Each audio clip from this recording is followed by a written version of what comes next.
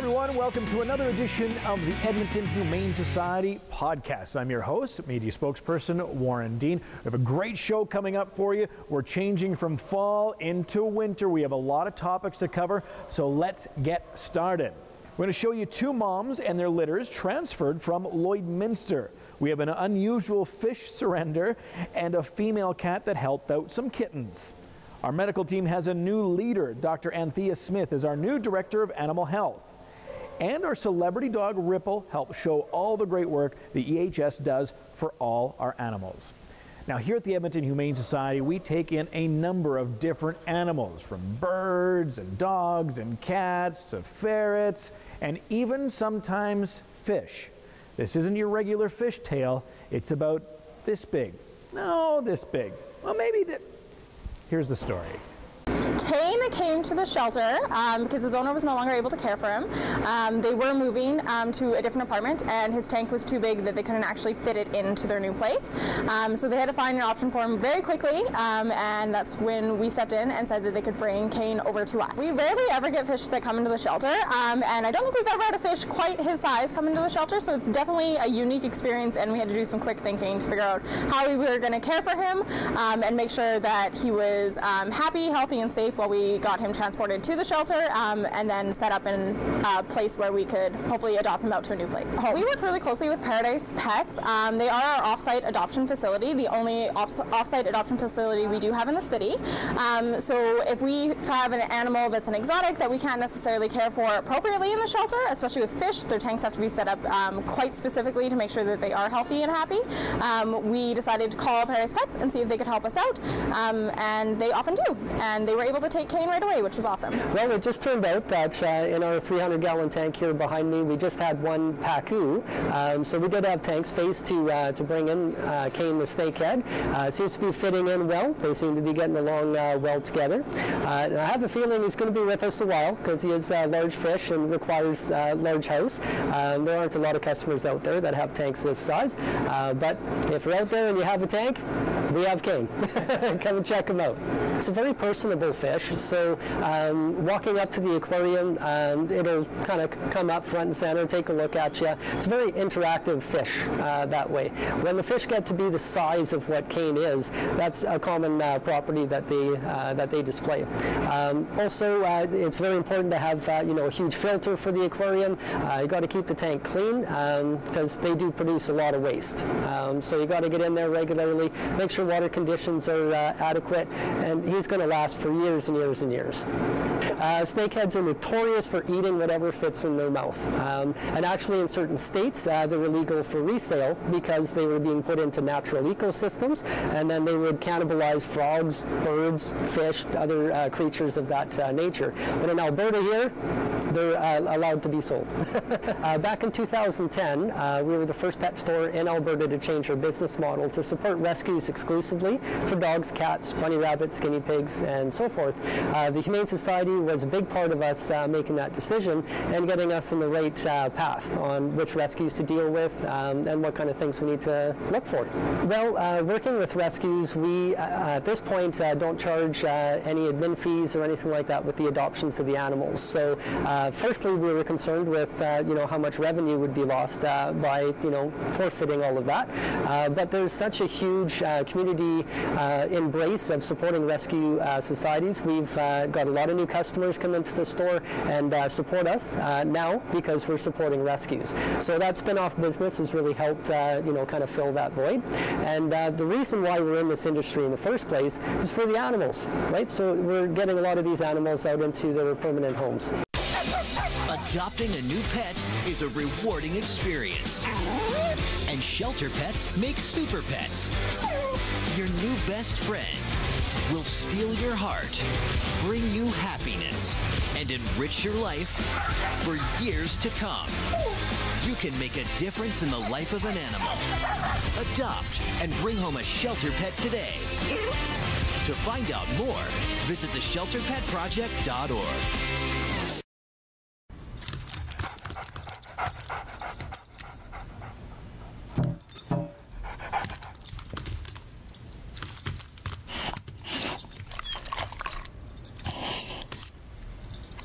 There's a shelter pet who wants to meet you. Meet one today. Visit theshelterpetproject.org. Adopt. It's common for us here at the Edmonton Humane Society to work with other shelters, whether it be from across the country or within the province of Alberta. Such was the case when we had to help out the Lloydminster SPCA and take a transfer of a couple of moms and their litters. We had 2 litters, 2 moms, and a single puppy come in. A total of 21 dogs and puppies came in with 1 transfer from Lloydminster SPCA. It's not uncommon. Typically when you're dealing in a shelter environment, you'll see litters coming in without a mom, so it's always really good when they do come in with mom. Normally when we have transfers from other organizations, it's just a matter of them being over capacity and not having the space or the resources to care for them in their own facility. And the fact that we have a larger facility helps them out. We do transfers on a regular basis with local rescue groups as well as ones that are across province. We have more resources than more small shelters do, so we have a really advanced medical department, a really strong behavior team that can work with the animals, so definitely local rescue groups and shelters do look to us for support. We will transfer out to other organizations or rescue groups, just like how sometimes we can have limited resources where other organizations that work closely with foster homes, we can transfer out behavior dogs to them where we can get them right in a home environment to work with better behaviors. In the last edition of the podcast, we introduced you to our brand new CEO, Miranda Jordan-Smith. We're going to sit down and talk with her a little bit later on about Ripple, our superstar here at the EHS. We have another announcement to make, and that is our brand new Director of Animal Health. She's no stranger to you. You've seen her on the show before, but the title is new. Congratulations, Dr. Anthea Smith, our new Director of Animal Health. I sat down with Dr. Smith to talk about the role and if it was a career goal. Well, I've always been interested in helping animals, especially homeless animals, and helping out at animal shelters has always been my interest. So I'm pleased to be able to continue to help homeless animals in this new role. I did know growing up that I would always become a veterinarian and help homeless animals working at an animal shelter. So job titles to me are not so important, but I'm thrilled to be in this position so that I can help even more animals. There's lots of great things about my job, but I love seeing animals that came in and needed a bit of help that we were able to fix up and see them go up for adoption and get adopted to really great homes. It's a really fulfilling job in that regard, and just knowing what a huge difference the Edmonton Humane Society is able to make. I continually strive to help even more animals. We're looking at new initiatives for improving our cat housing and doing more to help. My goal, of course, as a shelter veterinarian is to find a home for every single animal. Just being able to help and provide the veterinary care that animals need and get them into good homes is the great part of the job. I started working at the Humane Society in the old building, so our animal housing has improved significantly. Every year we're able to do more and more for the animals.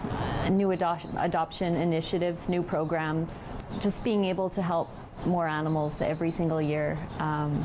Our low-income spay-neuter program, the PALS program, has also been able to make a huge impact in the community in terms of reducing pet overpopulation. So just new initiatives is what I continually see that we implement, and improved animal housing and welfare. I think one of the things I really like about the Shelter Pet Project is the idea of a forever home is real. Tucker, he was a crazy little furball, tiniest little thing. He was cross-eyed, and we fell in love. Miso, she's our little girl cat. She knows her name, and so she'll come when you call, and she's just this really sort of poised young lady. Thomas, he was just this big, orange, beautiful cat. Thomas is kind of an old soul. They're perfect. It sort of rounds out our whole idea of family with these guys. They completely transformed our lives. So you have like a really long day, or you have like a crummy day, and then you come home home and you've got the cats that know nothing about it, frankly, and just want to enjoy your time. And there's just, I don't know, there's just something about knowing that something you saved is also sort of saving your day. I think every shelter pet requires a certain level of intention. That was the cool thing about the Humane Society, because I felt like we had to gain their trust a little bit too in all the right ways. I mean, they really wanted to know about us and our living situation. They wanted to know what we were looking for in a cat, and it wasn't simply from the standpoint that they were trying to sort of sell us a cat.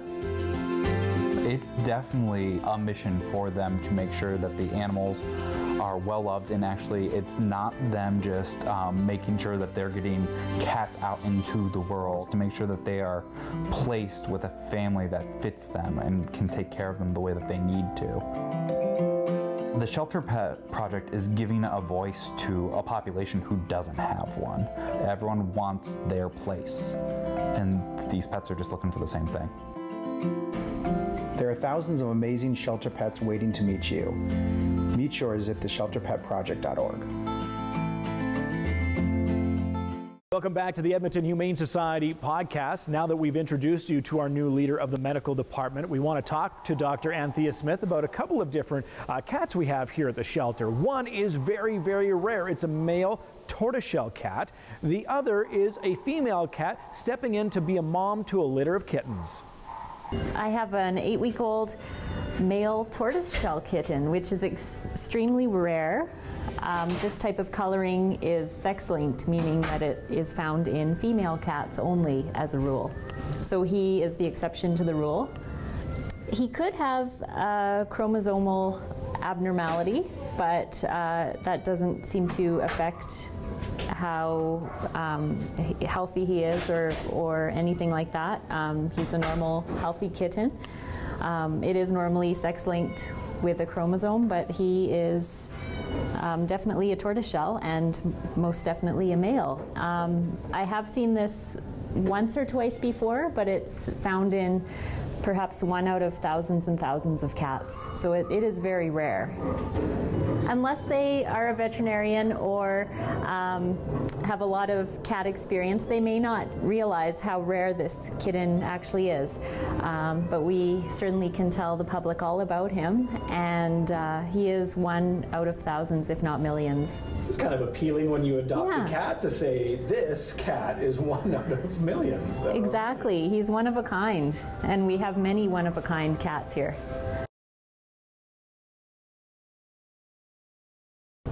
I think just a strong maternal instinct, and we have to time it appropriately so that the mother's producing enough milk. And then, yeah, a low stress setting where she is in a quiet environment and able to bond with the new kittens. But there are a lot of factors, and it doesn't always work out despite all we try, and this situation was one of our lucky cases. We have to watch them very closely at first and see how the mother cat, how she takes to these surrogate kittens, and watch them making sure that the mother is accepting them and taking care of them, and that they are getting enough milk over the first few days. It is critical. It doesn't always work out, but with careful observation with this group of kittens, the surrogate mom did work, and it was a great match, so I'm glad we were able to do that. It's far better for the kittens to have a mother cat to nurse off of and have the appropriate milk than to raise them with a bottle with milk replacer. This match was ideal, so we're so happy that it worked out. Their chances for developing into normal, healthy cats with well-adjusted behavior is the best now that they have a surrogate mother to teach them those normal cat behaviors. So this is the best possible outcome.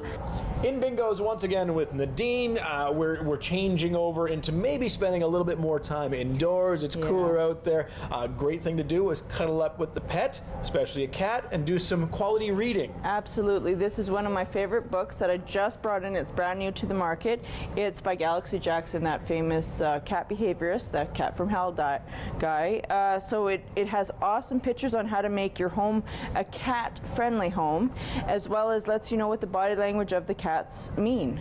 Great. So a great learning tool. Maybe if you're new to being a cat owner or adopter, this would be a great book. Absolutely. Absolutely. I'm in love with it. Okay. So great recommendation for reading there. We do have some great specials here at Bingo's right now. So let's talk about those. One, you could get this nice Christmas mug. 'Tis the season. Yes, it is getting there, isn't it?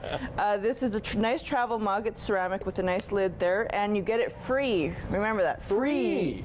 When you get yourself a nice little gift here, it's a sterling silver pendant, with a paw print pendant, and you get a nice chain with it. And again, you get this free when you purchase that. Pendant gets you a mug. For free. Exactly. Everybody likes free. Absolutely. Okay, more deals as well. We have all these great toys. These are great learning toys and kind of behavior toys for your dogs. Especially this time of year. Right, and we featured them before here on the podcast. Many times. We have a special with them right now. Yeah, so we got lots in stock because it's that time of year. Again, the dogs are starting to get a little antsy because they can't go outside as much. So you purchase one of these games, any two, you get $5 off. So a lot of these games, if you have seen things in the past, you know that you can get a couple of additions to things that you may already have. Absolutely, that's definitely how you would go. Because like especially these ones in front there, the Mix Max one, they are actually can become a big mat. If you buy 4 in total, you can get a nice big mat. Okay, so for 2, you get $5 off. Absolutely. Great deals there. We also have some new wear outside, indoors, wherever you're going. Absolutely. It's a really nice shirt. We've carried them in the past, but just going to feature them again. It's the Mountain T-shirt, so it's got beautiful animal faces on it, and this one here has got a wolf. Very cool. People love these shirts. Yeah. So very, very popular item here at Bingo's. Yeah. And more dealings, more savings, more fun with our entertainment book. We feature this book every year, and again, I'm just reminding customers on how it's for sale, and it's only on sale till December 31st, so come get it quick before we're out. So December 31st, that's the deadline. Lots of great deals, lots of great items. Come and see Nadine. She's going to treat you right here at Bingo's. You're watching the Edmonton Humane Society podcast. I'm your host, media spokesperson Warren Dean. If you've ever wondered about becoming an animal protection officer, we have some of those questions answered for you as I sat down with Officer Gray, James, and Taylor to talk about some of the things they run into on a daily basis. Partnership in the field is really important. We usually refer to it as having a good cop and a bad cop. We're just joking most of the time. But really, when you do start working together for a number of years, you start learning that one person is assessing the risks and hazards while the other person might be dealing with the people that are in the field or the animals. However, you know, if we go into a situation where we know that it's a safety risk for us that we're not able to handle, we would certainly contact the Edmonton Police Service and have them assist. And they've been a great assistance on a number of cases for us. One thing we really recognize too is that we're on somebody else's turf. We are in these people and these comfort zones, and that's just putting ourselves at risk, just even pulling up to the house, and we have to recognize that right from the start. Basically, we really want to be aware when we're going to a house. We're looking at all possible hazards. We're going up, we're keeping an eye out. Everything from, you know, are there broken fence boards where an animal may be able to get loose if we were to approach the house? Are there other individuals in the area? Are there other neighbors that we could rely on if a situation were to turn for the worse? We're circling usually the house that we're going up to, checking for any of those hazards. And I think when people first start, they come wanting to help animals and they don't realize how much we actually deal with people. So I know with a lot of our newer officers, they come in, it can be a pretty good shock for them coming into the environments that we go into, dealing with the people that we deal with sometimes. Some of them are really nice people, but some are just not. So you definitely see the anxiety level go up quite a bit with the newer officers, and also just learning to have that awareness. It's not something that most people have just coming into the job. It's something that takes some time to learn.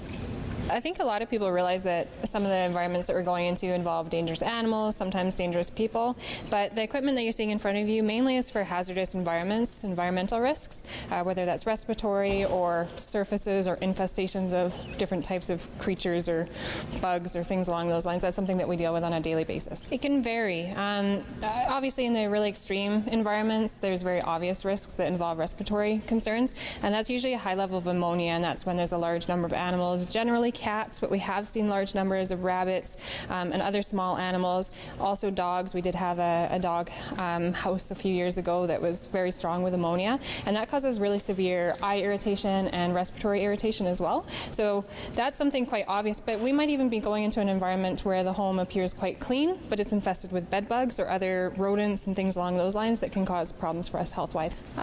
Usually Usually there's going to be some sort of a smell that gives you an idea that you should probably be wearing at least respiratory equipment. If your eyes are watering, if you're noticing a strong smell, it's better just to at least wear a particle mask, or perhaps one of our filter masks here or cartridge masks as well. We do also have the ability to wear a full face mask as well, which protects our entire face and our eyes should it be a very high level of ammonia or other toxins in the air.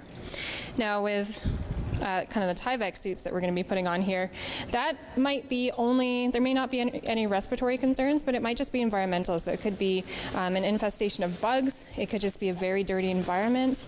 But if we do have to go in and actually get a little bit more extensive, either removing an animal or doing searches for animals or assessing the animals, we may have to put this equipment on. Usually if we're putting this on, we're also putting on respiratory equipment, generally. These filters are really good for dealing with high levels of ammonia in the environment, and that's usually because we've got a large number of animals. They are fitted to each officer as well, so this one right now needs to get tightened up for her if we're actually going into a proper environment. And we generally wear safety glasses as well, just to protect our eyes from any contaminants. But if it's that severe that our eyes are watering quite a bit, then we'd be wearing the full face mask. A lot of the time, if we're dealing with cats, you need to protect yourself from them as well, because they're usually quite scared when we're going in there, especially when we look like this. The best thing to do is, if you think that animals might be in distress, whether it's dirty conditions that they're living in outside of the house or perhaps inside the house, it's to report it sooner rather than later. And that prevents us from having to remove animals from a situation like this. Certainly, if our officers are having to wear this gear and the animals are in that environment for a long period unprotected, it's a concern to their health. So people can absolutely contact our office if they have any concerns, any questions, they see something out of the ordinary, believe an animal may be in distress or in a poor environment. They can contact us at our phone number, our 780-491-3517, or they can also report their concerns online at www.edmontonhumanesociety.com under Animal Protection, and you can fill out all the information that way. Well, if you've never heard of Ripple the dog, where have you been? Ripple became an internet sensation when we took him for our weekly visit to the Global Morning News. He made an appearance with Mike Sobel. They had quite an interesting exchange, and the video went viral. From Japan to the United Kingdom, a lot of inquiries from within North America as well. It was a great way to spotlight all the work we do here at the Edmonton Humane Society with an unplanned fun event. If you haven't seen the original video, here it is. It's going to be a challenge. This is Ripple. Ripple is part Mastiff, and Ripple likes to play. Ripple's only a year and a half. Just wants to play. Ripple, sit. Sit. Sit, Ripple. Ripple, sit. Sit. No, Ripple's not sitting, that's for sure. 3 degrees is the current temperature now. Ripple wants to play, right, Ripple? So we've got your cold spot in Barrhead. I'm not so sure I believe that, though. I mean, the weather sensor shows -11 for Barrhead, but most of the other regions around there give us every indication that it's a little bit warmer. So maybe if you're living in the Barrhead area, you can let me know. But 8 degrees, Drumheller, that is for real. That is the warm spot. Are you having fun there? Current temperatures, we've got Jasper at the -2 degree mark. -3. No. -3 at Grand Prairie. The temperature at Peace River is -2. It is -1 at high level. Does Virgil play like this? Yeah. We've got 1 degree at Fort McMurray. The temperature at Cold Lake is 2. It is 4 at Lloydminster. All right. Okay. No. You're going to be able to hold them back. Okay. We've got calm conditions at Grand Prairie, 7 at 15 at Peace River. All right, we got to move quickly through this here. Your forecast high for the area today is 9 degrees with some showers in the region coming through. 11 for Thursday, Friday, 14. Does start to warm up nicely, though, as we get into the weekend. 6. Okay, you're on your own. All right, you're on your own. Here, you want to play with? 17 on Sunday. By Monday, 18 degrees, and by Tuesday, we are looking at somewhere around 16. Normal for this time of the year is at 10. And we'll be back with more in just a moment.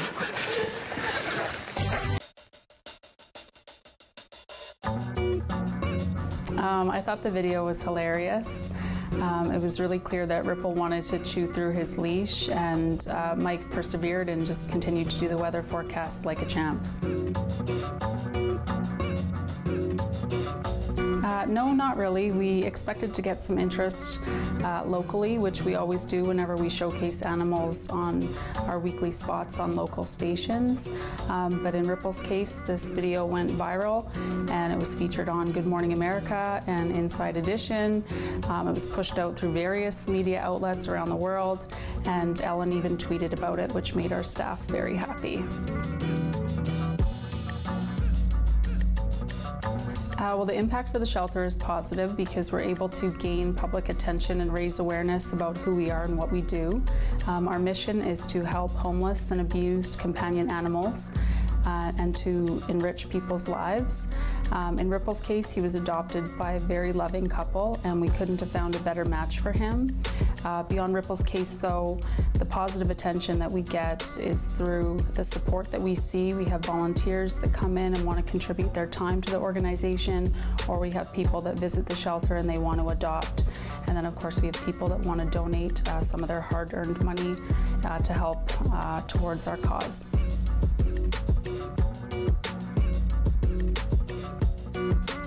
Absolutely. Social media platforms are communications tools that have far reach and allow us to transcend regional boundaries, get our messaging out there, and reach new audiences.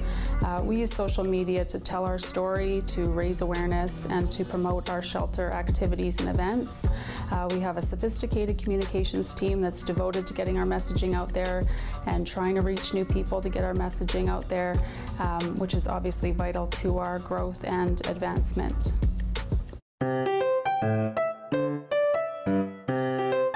We saw him and Mike on TV, and he looked like the dog that we just lost this past summer, who was a Mastiff Great Dane cross. And it reminded us of, and our other dog, Zoe, has been so lonesome and has just finished the grieving process. And when we saw Ripple, we knew that it was time for us to get the replacement dog. Zoe's been mourning her loss of her boyfriend for, I guess, 3 or 4 months now. And so she's ready to find someone else. And that's when we saw Ripple, and he looked a lot bigger at the time, but we're used to big dogs. We've had several in the past. I can't wait to get him home. We live on an acreage just outside of Devon, and so it's 3.5 acres all fenced in for him. So he'll have tons of place to run around. I can't wait to see what he's going to do when we get him home.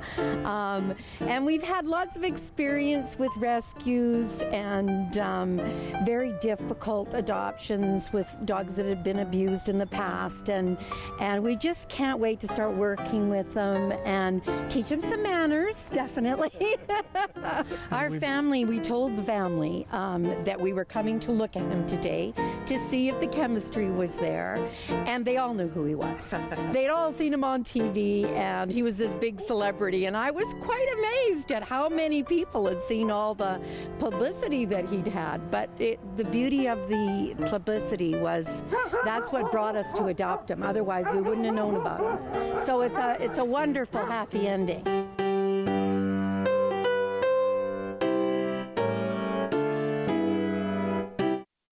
That wraps up another edition of the Edmonton Humane Society podcast. Thank you so much for watching and, of course, supporting the Edmonton Humane Society.